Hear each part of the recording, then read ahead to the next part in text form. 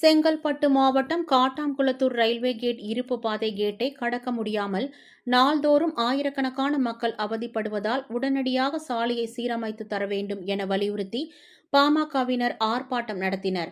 Kattankulathur railway தண்டவாளம் விரிவாக்க பணிக்காக கடந்த 6 மாதங்களுக்கு முன்பு 4வது ரயில்வே தண்டவாளங்கள் அமைக்கப்பட்டது. அதேபோல் ரயில்வே சாலையும் அகலப்படுத்தப்பட்டது. இதனால் நாள்தோறும் ஆயிரக்கணக்கான மக்கள் ரயில்வே கேட் பகுதியை கடந்து செல்ல வேண்டிய நிலை உள்ளது. இந்த ரயில்வே நிர்வாகத்தில் தமிழக அரசாங்கத்தில் நாங்கள் கோரிக்கை வைத்தோம், ஆர்ப்பாட்டம் நடத்தினோம், அதற்கான துண்டறிக்கைகள்லாம் அனுப்பிச்சோம். அதற்கு இதுவும் விடிவு காணாமல் இருக்குது.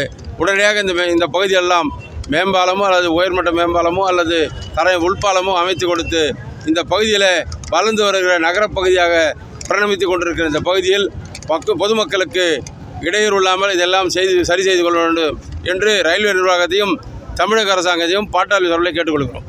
இருப்பு பாதையை கடக்கும் பகுதியில் சாலை மிகவும் பழுதடைந்து இருப்பதால் விபத்துக்கள் ஏற்படுவதாகவும் இதனை சீரமைக்க கோரி பல முறை மனு கொடுத்தும் நடவடிக்கை எடுக்கவில்லை. இதனை கண்டித்து பாமகவினர் ஆர்ப்பாட்டம் நடத்தினர். அப்போது அங்கு வந்த ரயில்வே அதிகாரிகள் உடனடியாக சாலையை சீரமைத்து தரப்படும் என உறுதி அளித்ததை தொடர்ந்து கலைந்து சென்றனர்.